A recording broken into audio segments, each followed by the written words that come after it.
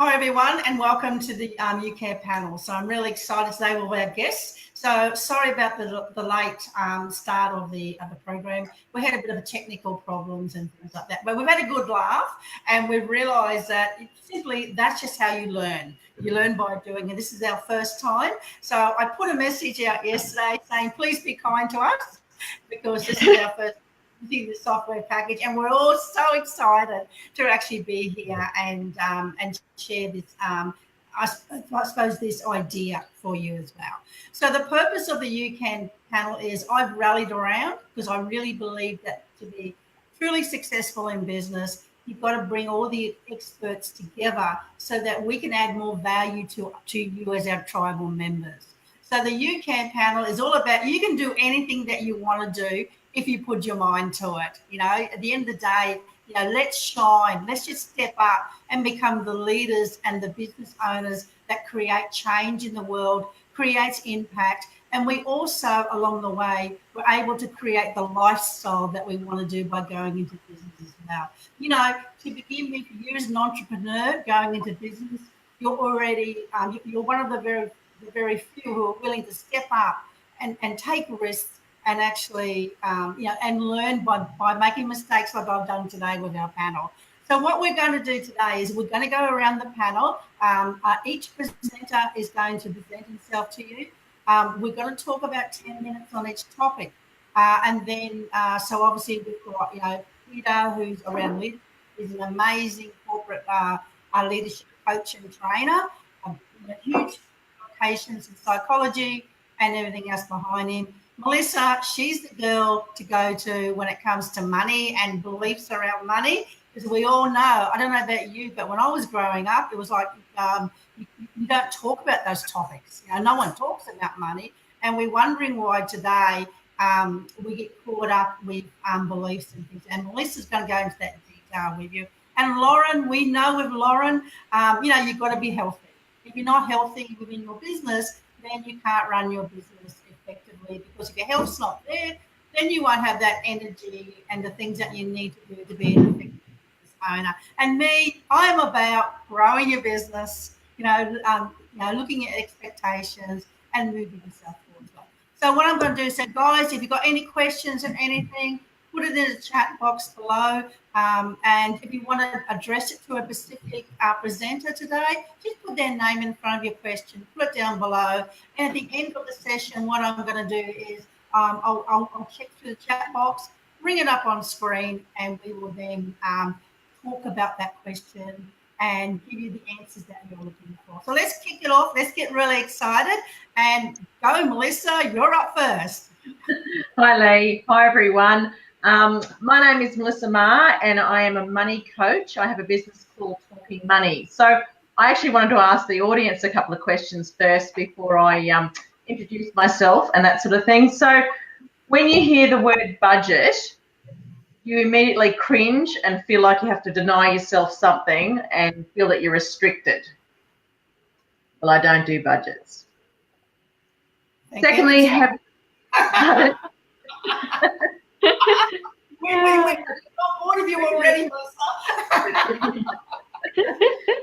Have you ever found it difficult to have a conversation about money with someone important that started off really, really well and with the best intentions, but went pear-shaped very, very quickly?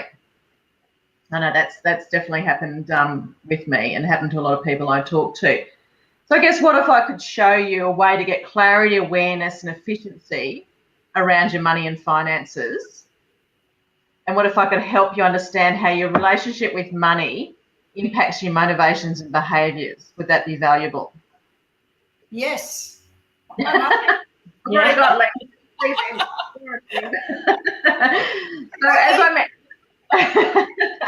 as I said at the beginning, I have a money coaching business, and our businesses are tangible and intangible aspects. So I've had 20 years in finance, in all different aspects, financial planning, stockbroking. I worked for a superannuation fund for 7 years. So I've had exposure to lots of different areas of finance, but also the big corporates and also the boutique smaller financial planning firms. So a lot of exposure to different parts of finance and a lot of exposure to different people. So what I found over those, actually it's over 20 years, but I'll just say keep it at 20 years, that there was a bit of a disconnect around people with being very good at what they did, being exceptional at what they did. And there's this expectation in society that because you're good at what you do, that you're also very, very good with your money. And I can tell you now there is absolutely no correlation between those two. But because there was that expectation, there was this a very big embarrassment factor around these people not being good with their money, not being completely in control with their money. So, and also bring in, as Lee said at the beginning, bring in that, money's still such a taboo subject. And also, how do we define success and status and power in our society? It's all based around money. So this is sort of coming from all different angles of these people that are successful either in their own businesses or in their job, but they were embarrassed and didn't really know where to go or who to talk to about money. So what I did with my business, I wanted to create a safe space, have a very real conversation about money, no judgment, no what you've done and where you've been, it's where you are now, and let's move forward and build on that. So that's the basis of why I started my business. My business is very much twofold, as Lee said. There's an aspect, a tangible aspect of really understanding your money, understanding knowing your numbers and knowing where you are. Because if you don't know where you are, it's very, very hard to move forward. So I'm very much about creating that clarity and awareness and efficiency around your money. I've got different ways I do that with people, which I'll talk about over the coming weeks on the panel.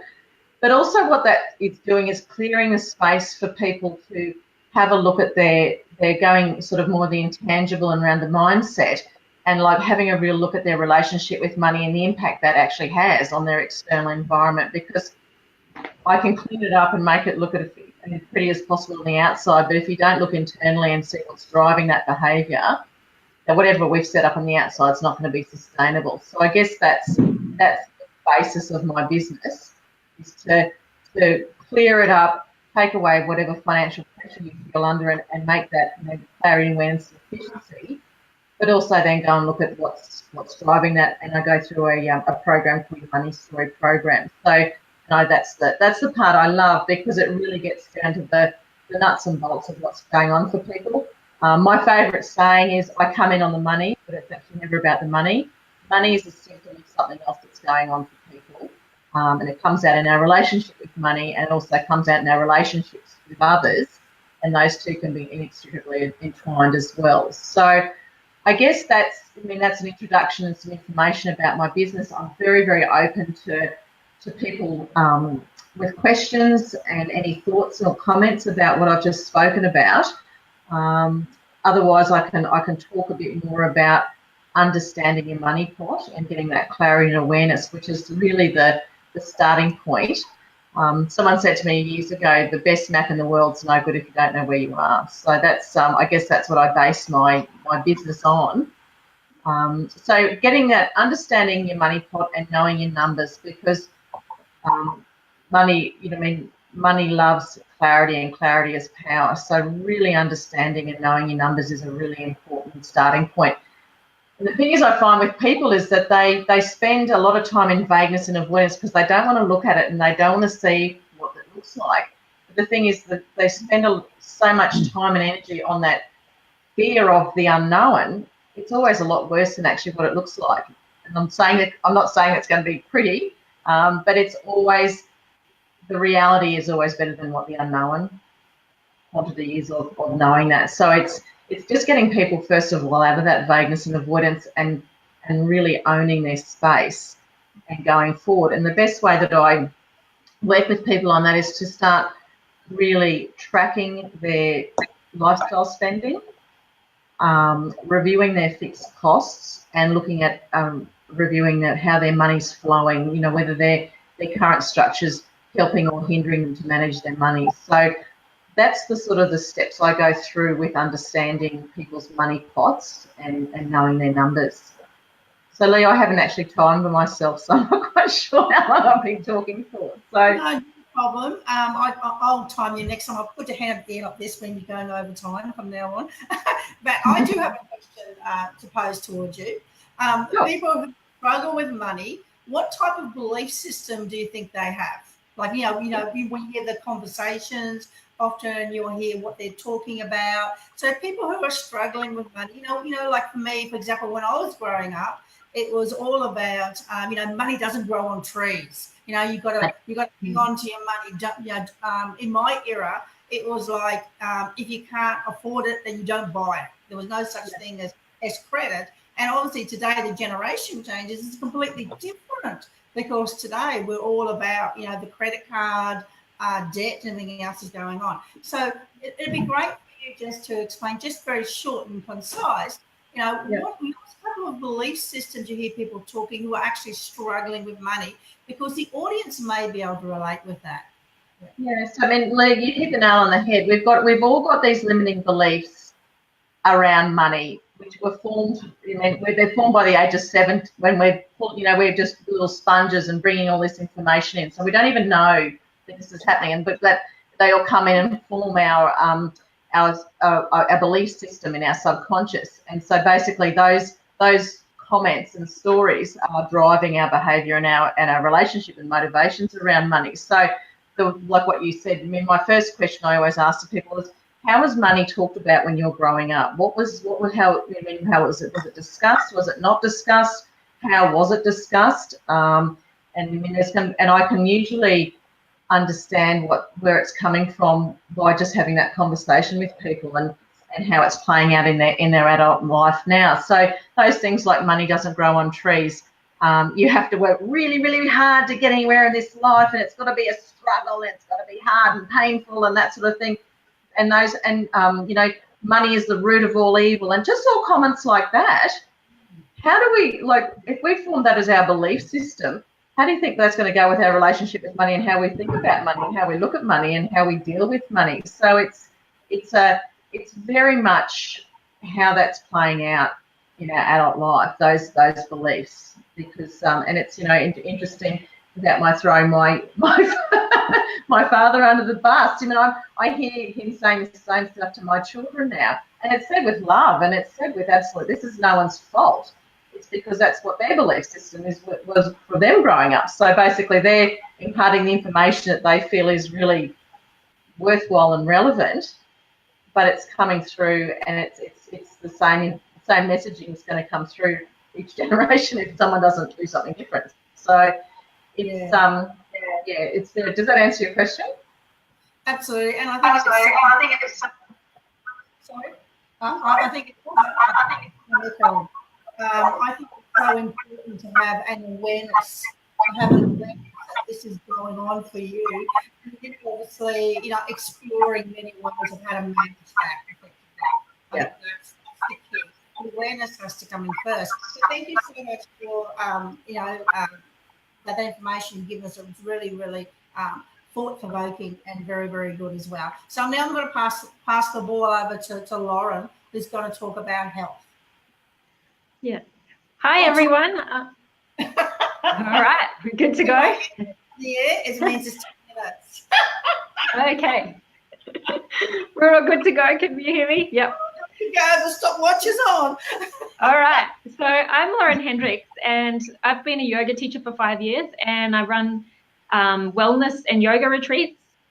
And part of the reason I got into yoga teaching and from there moved into wellness retreats is because I see people possibly with similar beliefs to health and well-being, like money is like you've got to work hard to have good health, and it's another thing you've got to do, and we all know to eat healthy and exercise and blah, blah, blah, blah, blah, but actually doing that in your life and doing that in a way that's right for you is really important. And people often get caught up in relationships of looking after their kids, growing their business, or working in their everyday life, and they don't actually stop and take time out for themselves.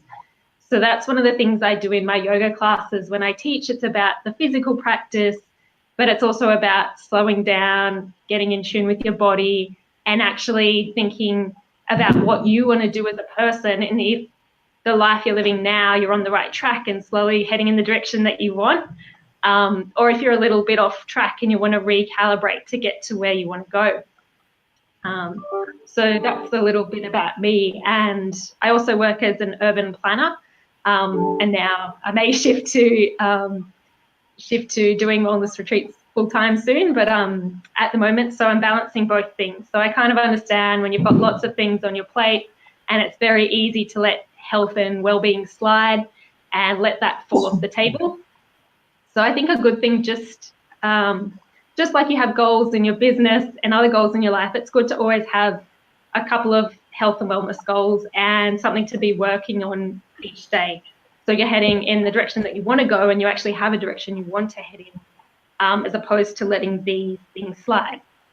And if you think about it, as Lee said at the start, especially if you're in a business or a small business, without you, there is no business. And more times than not, when I talk to people, they get into business because that they really want to create the life that they want for themselves in terms of money, in terms of lifestyle. So if you're not bringing your health and your well-being along with you along the way, you're missing that opportunity, because you'll have to work hard to get that back up to where you want it to be when you decide to check into it. And if you ignore it for way too long, it can come back to bite you. So it's something you kind of want to be mindful as you go along. And one of the things is moving your body. And often we kind of see this as something as, oh my God, I don't want to go to the gym and be with all those fit people, or like, how do I fit it in and things like that. So one of the things that I like to do is to do some high intensity activities for 5 minutes, 3 times a week. And it might not be a lot, but it's at least you've done that, you've fitted that in with a really busy schedule. So whether that's doing push-ups for 5 minutes, or cycling on a bike as fast as you can, or running as fast as you can for 5 minutes. So you've just got that really huffy-puffy exercise and fitted it in. And 5 minutes, 3 times a week is something that should be doable for everyone, regardless of your schedule. So just having a small goal like that to every week to check in, did I do that 3 times this week? And then the other thing is adding in more exercise into your everyday life. So if you can take the stairs. And another thing I like to do with this, because I'm a yoga teacher, is to, when you're doing exercise like that, try and breathe in and out through your nose. So then you're building lung capacity at the same time and improving your lungs. So rather than huffing and puffing on your bike, either go really full pelt and go as fast as you can, or go a bit slower and breathe in and out through your nose. So you're working on your lung capacity and you're breathing at the same time. Because breath's often something we forget about and we don't think about, and actually has a huge impact. So when you're feeling like really anxious and stressed, everything kind of contracts in the body and kind of goes into this in that unnatural state. So if you know you've got a presentation coming up or a stressful meeting or something happening, to go back to your breath, breathe into your nose, let you breathe in so much that your belly pokes out a little bit. You want your belly to come out when you take that nice deep breath, and then really focus on the exhale. The more you can focus on your breathing and get control in your breathing, the more you're making that link between your body and your mind and the connection to your health and your body. Because so often now we rely on our brains as tools to get through everyday life, not our bodies like running away from bears and hunting and gathering. Our minds are how we get through a lot of situations now, and how we deal in business. So we kind of start to lose that connection to our body. So focusing on that breath, that little bit of movement here and there, as much as you can incorporate into your life in a way that works for you, that will make sure that you're still staying on track with keeping healthy and keeping that connection to your body. Because if you don't have that connection to your body, sooner or later it will catch up to you. You don't want to be just living in your mind and your body's getting more and more hunched over and tense. You can kind of see, if you look at yourself in the front mirror, if you're sitting in the right position and that you're actually comfortable in your body. And you want that to be part of your goals, to check in with yourself. Am I feeling good in my body? So that you're actually enjoying your body the way you live, as well as moving forward in your business. And you want to have that with you as a tool, because the more you can do that, the better you're going to feel as you go on in time. And you want to be able to show up in business and life as best you can. And the more you can feel healthy and good in yourself, the better that's going to be. What else was I going to cover? Yeah, I have a question. So we've covered a bit on breathing. And I think the thing is also making sure that that's with your goals, that you check in with yourself, and your mindset. Like you want to have a good, like money, you don't want to be just like money grows on trees, or exercise is only for fit people, or I'm not a fit person. It comes back to that. And it's like I fit in exercise for me so I can feel good about myself and be healthy, and to not be linking that to weight loss or achieving a big goal or something like that, of having the most amazing body in the world. To start from a place where it's like, I do this so I can be healthy and I can show up well in the rest of my life. If you can really start from a mindset where this is about taking care of me and taking some time out for me to do something, so I can feel good in my body, that's really, really important. Because often we're shown from growing up, like, eat all this junk food and you'll look amazing like this model, when in reality we know that doesn't happen.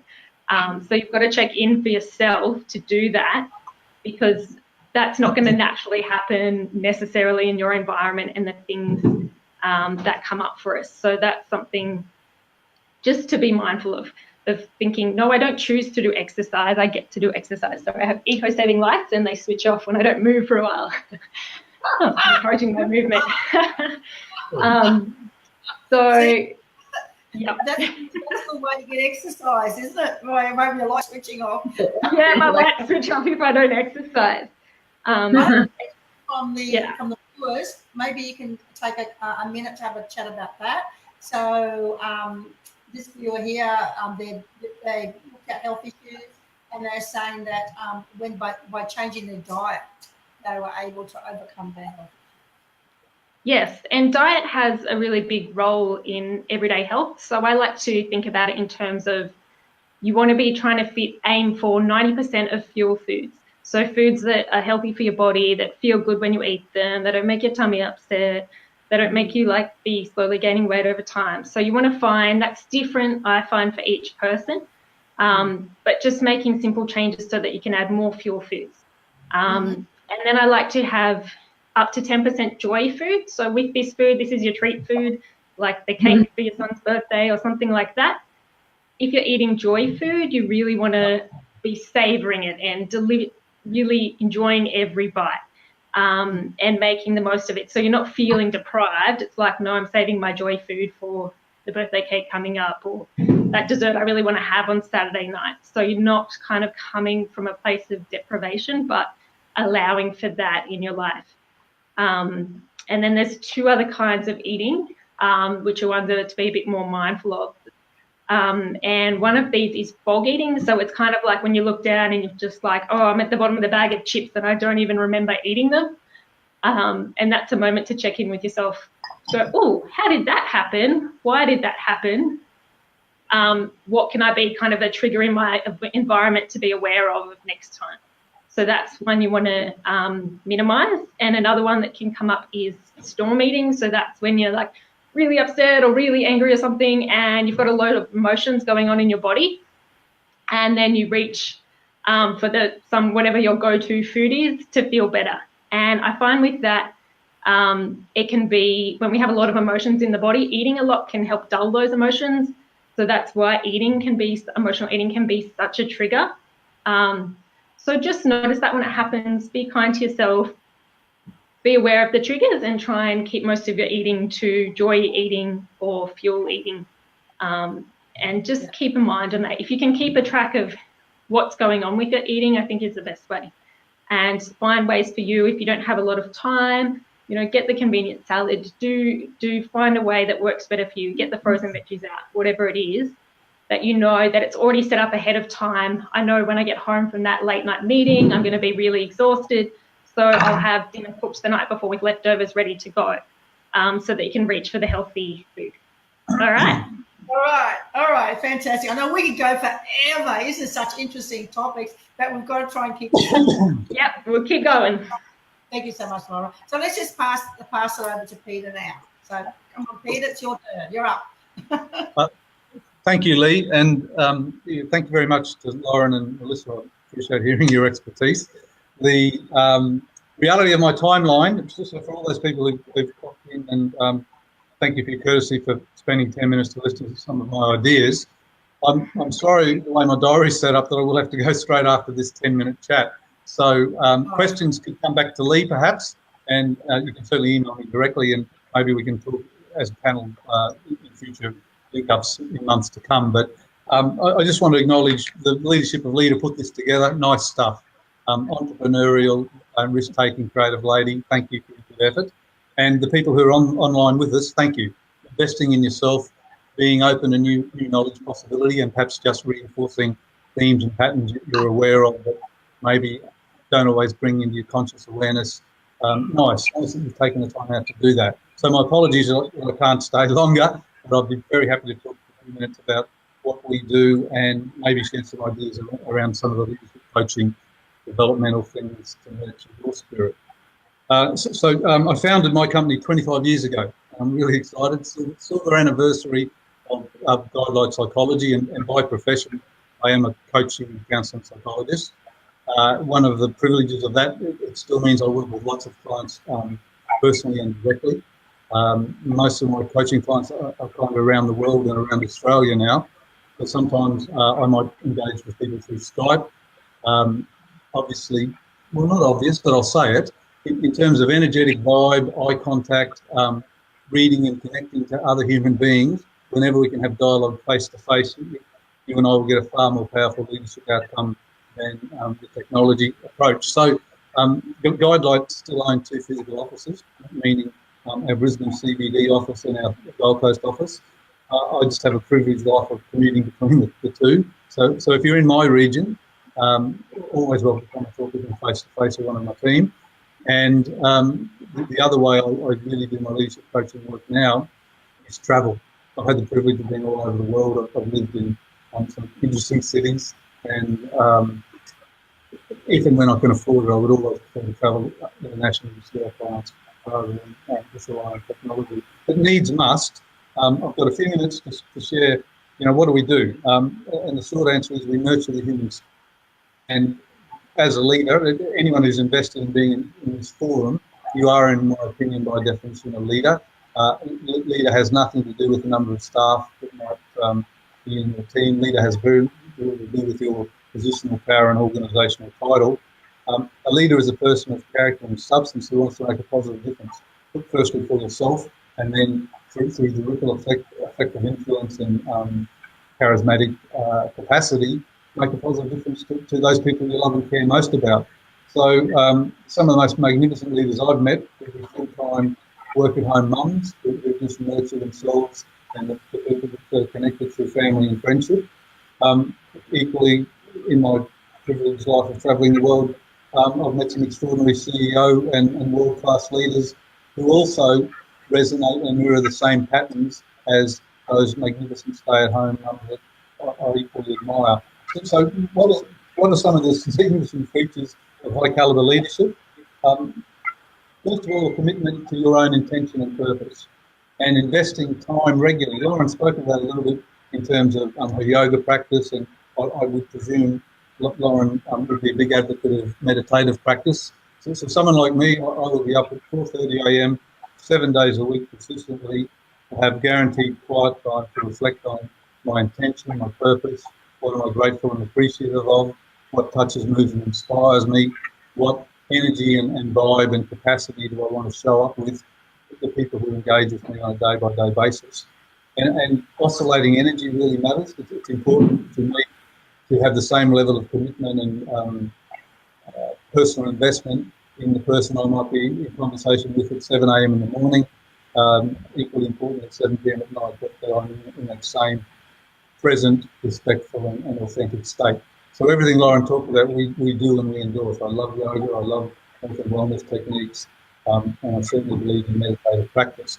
Now, whatever your pattern is to get clear on your intention and purpose, if it doesn't light you up and it doesn't touch, move and inspire you, it's probably just an operational goal and a procedural step. Nothing wrong with those things.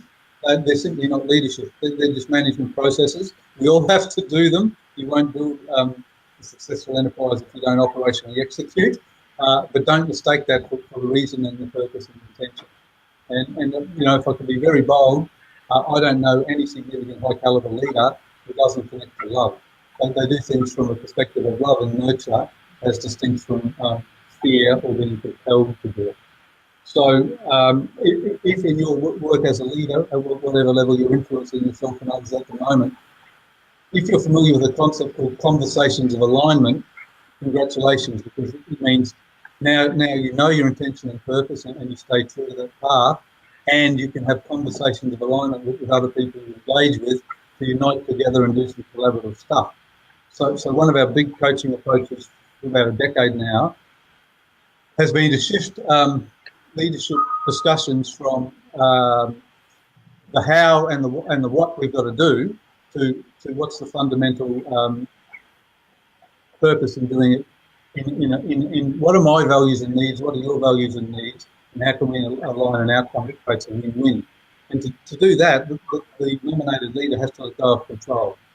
I rarely impose solutions on anyone. I try to co-create and collaborate and invite people to own part of the prosperity and abundance with us.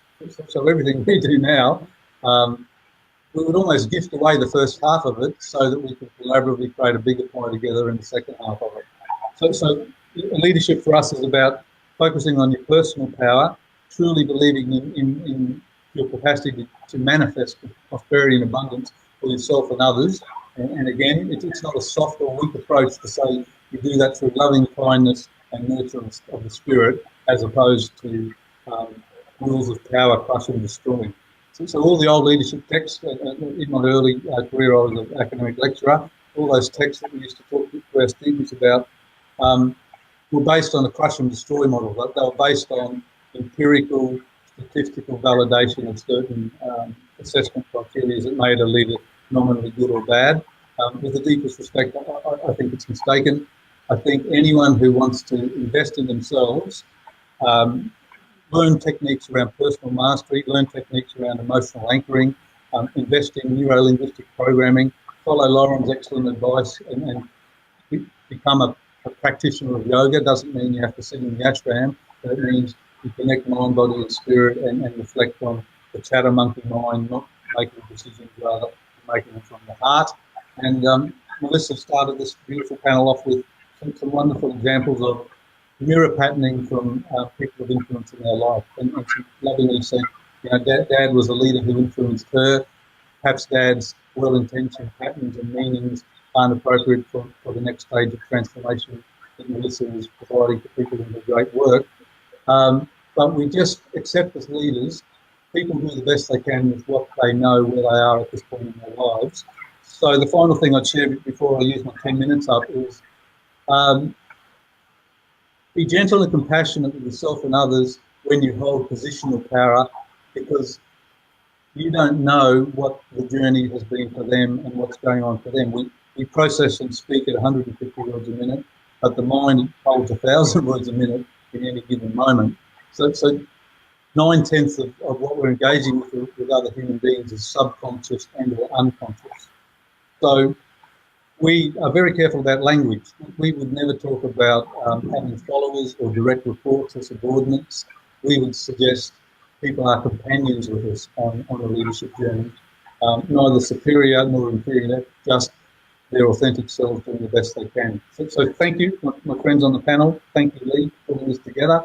For my colleagues who are, I hope, finding aspects of what we've shared useful, please know you can talk to us at Guideline Psychology anytime you want to, or hopefully through Lee's good leadership, I could perhaps link back into this panel with my colleagues in a month or two, where I won't be on such a tight deadline. So my apologies. The reason the deadline has happened is I was delayed logging into the system today, and that's put it a little bit behind. As I go to my next appointment, mind, body, spirit with this group, nicely doing great work together already. Thank you for having me on your panel, and I look forward to the chance to have the next conversation. Lee, before I rush, is there one particular question you or anyone in the panel or the audience want to ask me? I mean, there's so much about leadership, isn't there? About and it's such a great investment to do, because you start operating at a whole different level, than someone who's not looking at leadership. And the most important thing for me, I think, is always, how do you lead yourself? I think that's the big question. Do I keep my own integrity to myself? Do I keep my own word to myself? So if I say I'm going to do something, do I do it? Because I believe the first thing of leadership is always looking within yourself and making sure that you're leading yourself, which is probably the toughest job, is to lead yourself. Yes. You know, that you're always checking in and always looking at, you know, okay, and being compassionate, being kind to yourself as well, and going, you know what, and laughing. I think I was reading an article just recently today, Richard Branson, and he said to be successful in business, you've got to behave like a child. I went, oh, that's interesting. But it's about also being forgiving to ourselves when we do make mistakes, but obviously reflect back on those mistakes and don't stop yourself from moving forward, to reflect on those mistakes and look at how can you do it better and understand. And I heard this really good saying the other day, and it said, don't wait until you're perfect. Start now and become perfect. I really like that. Yes, Lee. And all leaders would have an internal, all successful leaders would have successful leaders who nurture others, right? As opposed to positionally powerful, successful leaders who use their resources to crush and destroy. There's a big distinction. But a successful leader who nurtures others would always come from a mindset of, I'm valuable, I'm lovable, I'm worthwhile, I'm already enough. There's no ego trying to assert themselves over others. They're simply trying to unite with others. And I appreciate you quoting Richard Branson. He said to me once, past mistakes and misunderstandings happen to me and other leaders all the time. What I look for is forgiveness. I look to forgive myself and forgive others for past mistakes and misunderstandings, so we can collaboratively build better futures. And just be gentle on whatever stage you're at on your own leadership journey. We never stop learning. It's a constant spiral of aspirational growth. Hang with people who nurture your spirit. Hang with people whose energetic vibe is authentic. Some of the best leadership coaching I know about just comes from the classic great thinkers of the past. So Shakespeare said, just to finally honour your comment about authenticity, Lee, Shakespeare said, to thine own self be true, and then it so follows, as night follows day, you cannot be untrue to anybody else. So yeah, leadership's about deep intention and purpose and authentic self-knowledge. Personal mastery always leads to better business. And thank you. I'm sorry, I've got to go. Clients and action, and talk to you again soon, right? Yeah, I'll take care. Thank you. Best. All right. Thank you so much. We'll catch up anyway. I look forward to it, and stay on the journey for this group. Very worthwhile. See ya. Okay.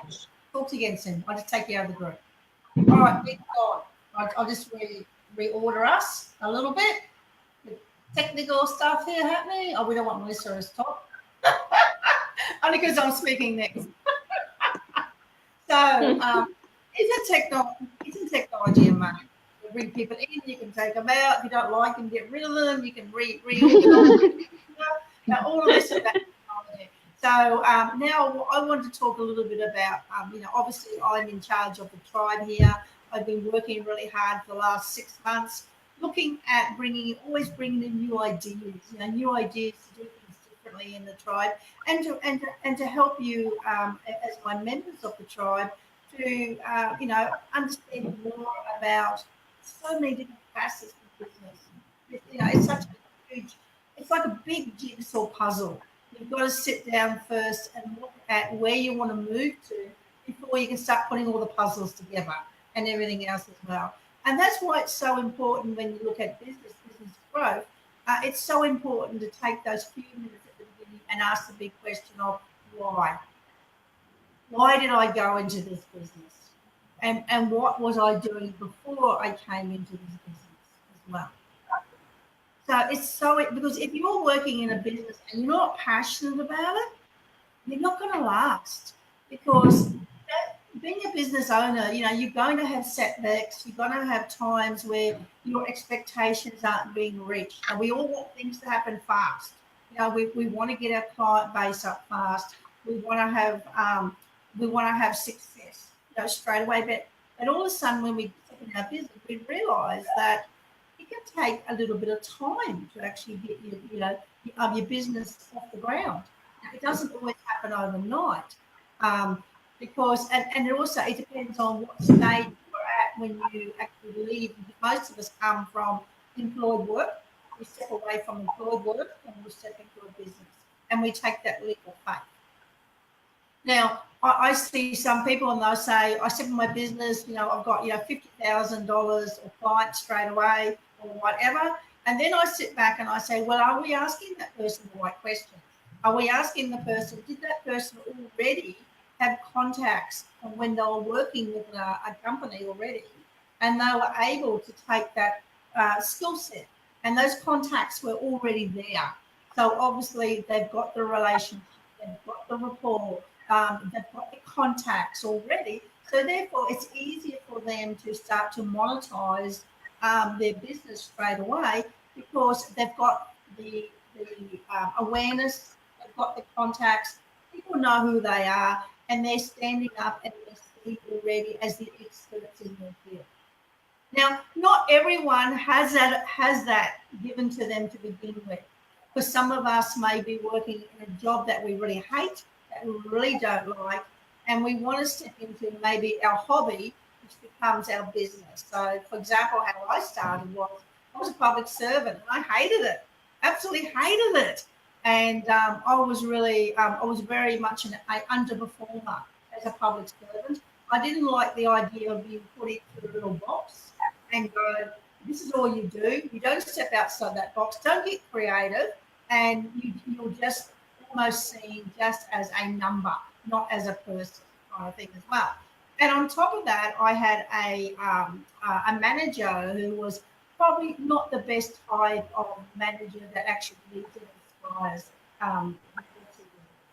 So I hated it, but I loved fitness. And what I would do was I had actually gained three Australian championships in martial arts. So what I would do at 5 o'clock every day, I would go to the toilet in the office. I have my sand shoes on, my feet, my gym bag beside me, and as soon as it's 5 o'clock, I'm out of there, girls. I'm out. I'm running down to the gym.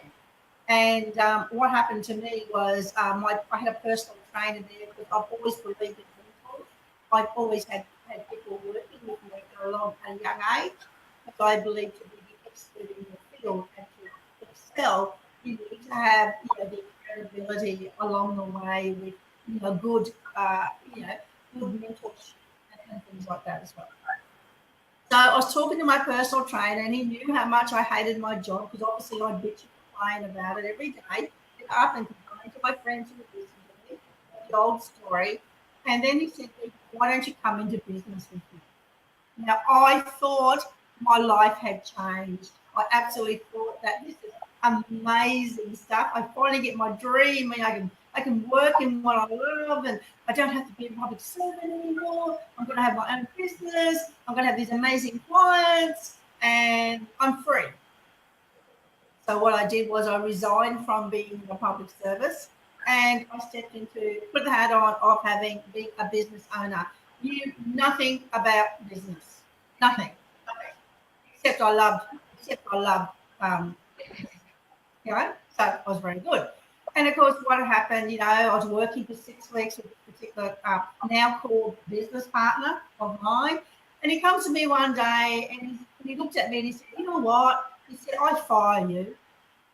And I went, well, why? I don't understand. Why do you want to fire me? And he said, to be really honest with you, Lee, I was just after your superannuation money, and I didn't really want a partner at all. I just wanted a financial into my business.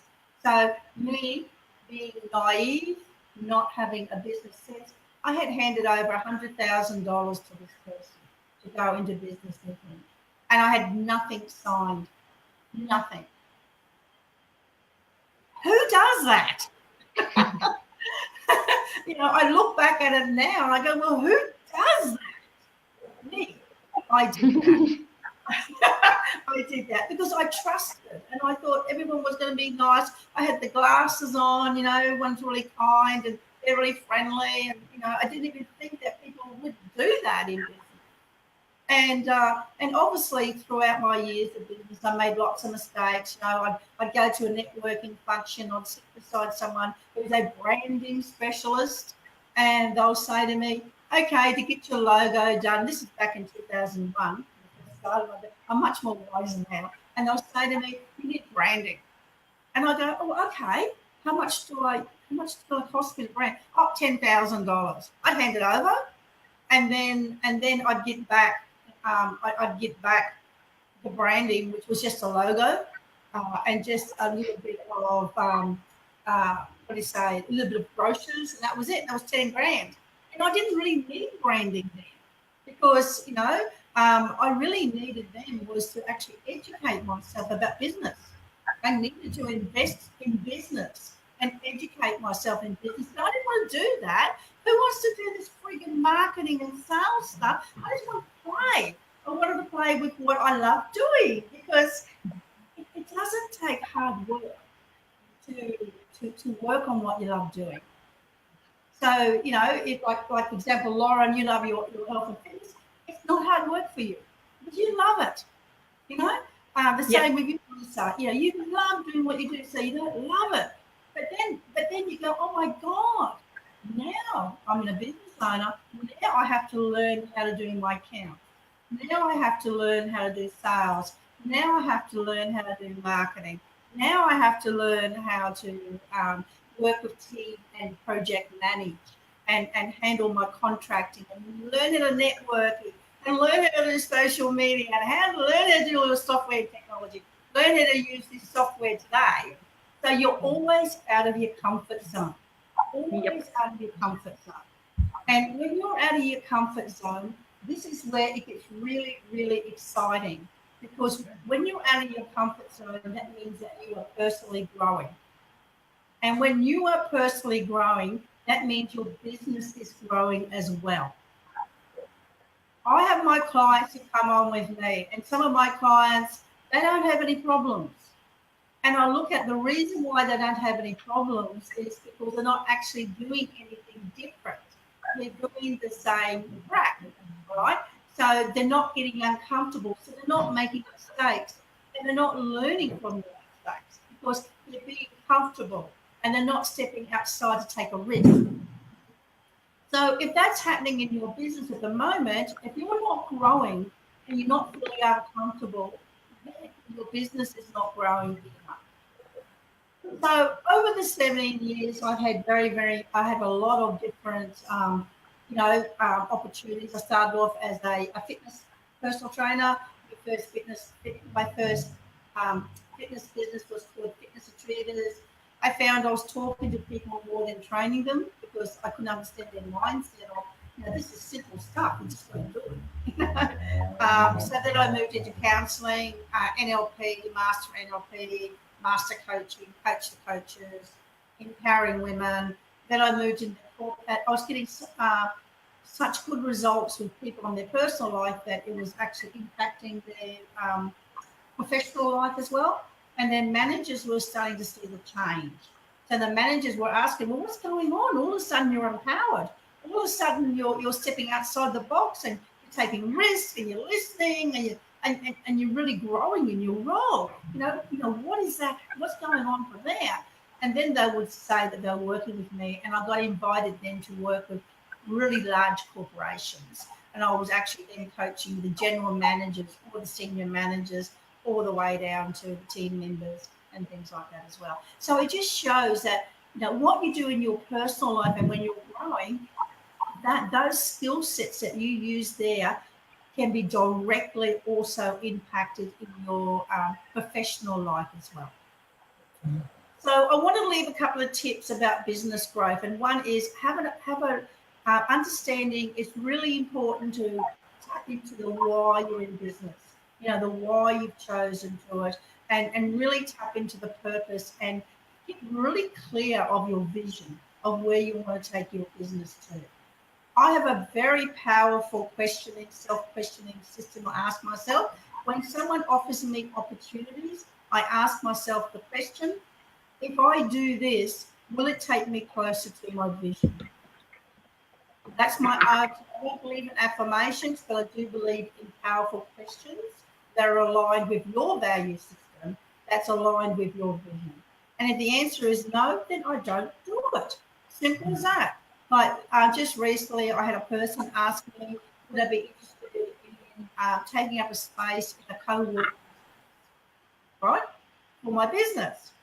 And I thought about it, and now my vision, and next year is moving to Montville and living in the rainforest and working a full-time online program with all my clients like I'm doing now. So me working in a co-working space, is that a lot of my vision? No, it's not. So the answer was really easy. So therefore I went, oh, thank you so much. Like, be humble. Thank you so much. It's not aligned with my vision. That's all I have to reply with. Whereas some of us, we like to be liked, we like to be nice, and we say yes to everything. And we're wondering why we're running around doing all this stuff, and we simply are not focusing on the things that we need to do that's going to take us aligned with our vision. So it's so important. And people go, oh, this is fluffy stuff. But every sports person, every business, every year they sit down and they do a planning for their business, for the team members and their staff. They take time out and write things down. They check in, where they are now, and they look at where can they move towards their vision. So they're always re-evaluating and realigning. So what I'm saying is, really get really clear of your vision, get really clear of your goals, and start to have make your decisions that are based on where you want to go with your business. And the other thing is, I say, is get uncomfortable. Do things that you may not be perfect in the moment, but it's like everything. The more you do it, the more that you will actually become better at it. And be humble. I'm always asking people. I don't try and put a mask on. If I'm doing something new, I say, hey guys, I make fun of it like a child would. This is new. Please be kind to me. I'm open, I'm vulnerable to say, hey guys, I'm not perfect. I'm still growing, and I'm really excited about growing, because when I stop growing and I think I know it all, and I start stepping out being I know it all type person, that's when I probably will actually come from the biggest tumble in my business. Will go down, because you may know stuff, but the quick question will be, do you actually implement it? Do you actually implement it? So sometimes people go, well, I know that. They'll go to a workshop, or they'll go to a seminar, and they'll go, I know that, but then the business is not moving forward because not implementing it well. That's pretty exciting. So there is a couple of questions just to wind up with. Let me just have a look in the chat box. So have you got anything else to add, Melissa and Lauren? No, I love about aligning with your vision, Lee. I think we spend a lot of our life, whatever, whether we're talking about business or money or health or whatever, is we try and put ourselves through other people's filters. And when we learn to actually, when we know what our values are, and we put everything else that comes into our life, and we put it through our own filter, that's a very empowering and very great position to be in, because it's a yes or a no answer. It's, is it aligned? But a lot of people don't know what their values are, like their personal values or the business values. So it's about going back and working out those first. And then, I talk to people a lot about making decisions around money-based, values-based decision-making around money. So it's all tied in. That does it fit through your filter? So instead of trying to fit it through someone else's filter, does it fit through your filter? So I love that, what you're talking about there. It's fantastic. Yeah, it's so important to me. Like, I know we're all things don't always run smoothly in the business. I know we all have our own overwhelm. We all have our own, the big thing, I'm so busy, I don't know what to do. And a lot of times the reason why we say that is because we're staying in the problem and not in the solution. So when people, if you catch yourself saying, oh, I am so busy, I don't know what to do, then you need to actually step back and go, well, how am I going to get a reality check? What are the distractions that are actually taking me away from following the activities that are aligned with my vision? And the only way we get that is by sitting down and actually tracking and measuring, and maybe for 2 weeks, keep a time management log, and actually see what you're doing with your time, and going, well, why am I doing this crap? You know, that's not aligned with my business. No. Why am I doing it? You know, it's the Stephen Covey of, you know, the one with the rocks and the sand. I think a lot of business owners have seen that one about put big rocks, you know, work on your big rocks first in your jar, and all the small rocks that then just be filling around it. But we're so busy chasing the crap that's not going to move our business forward, and we're wondering why we're not getting success. So, say for example, if you're doing all your activity around research and development, yes, you're going to research and develop your business. It doesn't mean you're going to get clients. Okay, you're researching and developing. So if you're researching and developing, you're researching and developing. So if you want to get more clients, then how many conversations are you having with people that you're meeting who are new to you who could be interested in your service or product? That's the question you have to ask. So I'm getting on my high horse about this, but I love it. And I'm all about teaching business owners business first. And when I work with my clients, I educate them, I inform them, and I hold them accountability. And through that, and all the mistakes that I've made as well, it helps them to fast track, I suppose, information, which has taken me 17 years to learn. They fast track it all, having step-by-step processes. I'm always checking in with them and going, you know, have you thought of this first before you start doing your tactical marketing? Have you thought of that first? So I hope you all enjoyed the session today. I really enjoyed coming. It's our first panel. We had a bit of a hiccup when we first started, but we all survived, which was really cool. I realised that when you have scheduled, just so everyone know in the group, that when you have scheduled broadcasts and you're scheduled already, if you don't start on time, it actually ends the broadcast and you've got to create a new one. Hello. Talk about time management. But I'll just get everyone to say goodbye, and we'll close down now. You know, if you want to contact any of us, please reach out. We're all members in the tribe, in the group. You can DM us and reach out, ask questions and things like that as well. So I hope you enjoyed it. I definitely enjoyed presenting. I had a great time. I had a ball. And as I said, every month this is going to be occurring. And it's what I love doing. So if you love doing what you do and you make mistakes, you can just laugh at it and you'll just move on forward. So each time you'll get better, I promise. Take care, everyone. Goodbye and all the best. Look forward to chatting with you and talking to you again next month for our second episode of YouCan panel. Take care. Bye. Bye.